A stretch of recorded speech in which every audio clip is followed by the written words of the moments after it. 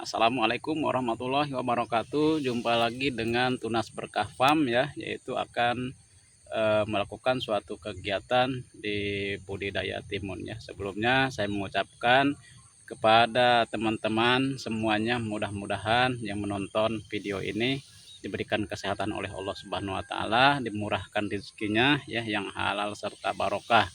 Insya Allah pada kesempatan ini saya akan melakukan penyemprotan pada tanaman timun yang sudah berumur 15 hari. Insya Allah ada beberapa racun atau ZPT baik pupuk daun dan juga fungisida insya Allah akan saya aplikasikan pada kesempatan ini. Ya, nanti ada ZPT yang khusus untuk timun kita aplikasikan pada kesempatan ini ya.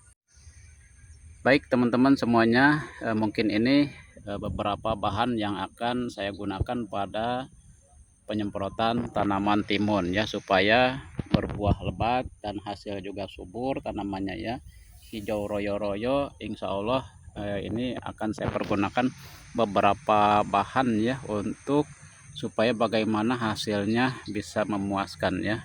Nah, ini mungkin di sini ada racun atau insektisida ya, berbahan aktif imidacloprid ya. Ini fungsinya untuk membasmi kutu daun pada tanaman timun ya. Ini sangat penting sekali. Dan juga di sini ada fungisida ya. Fungisida yang berbahan aktif adalah mancozeb ya. Ini mancozeb bahan aktif ya. Ini fungsinya untuk supaya tanaman itu terhindar dari penyakit dan tahan terhadap penyakit kresek daun ya.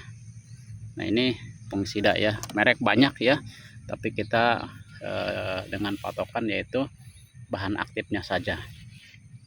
Dan juga di sini ada juga digunakan yaitu pupuk daun ya, pupuk cair yang komposisinya yaitu mengandung unsur N tinggi yang 47% dan fosfatnya 23% dan kalium 11%. Kenapa memakai unsur N yang paling tinggi? Karena ini adalah masih masa pertumbuhan ya timunnya.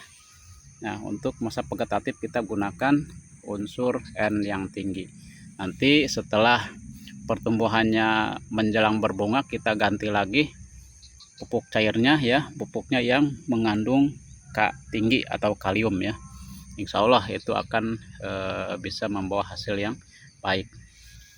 Dan juga di sini saya gunakan adalah zat pengatur tumbuh ya. Ini khusus untuk timun ya. Nah, khusus untuk timun.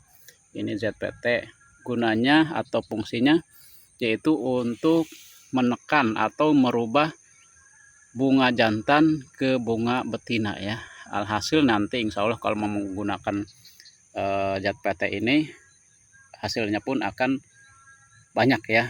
Terutama dia fungsinya untuk menekan bunga jantan keluar ya, sehingga bunga betinnya nanti yang akan keluar, sehingga akan menjadi bunga betina yang sempurna ya, dan alhasil akan menjadi buah yang bisa kita panen ya. Yaitu mungkin tips untuk beberapa hal yang harus kita perhatikan dan juga supaya ingin menghasilkan buah yang bagus dan lebat ya, maka harus beberapa tips yang harus kita laksanakan dalam merawat tanaman timun ini supaya bisa menghasilkan hasil yang bagus dan maksimal ya. Mungkin itu saja, mudah-mudahan bisa bermanfaat untuk semuanya ya.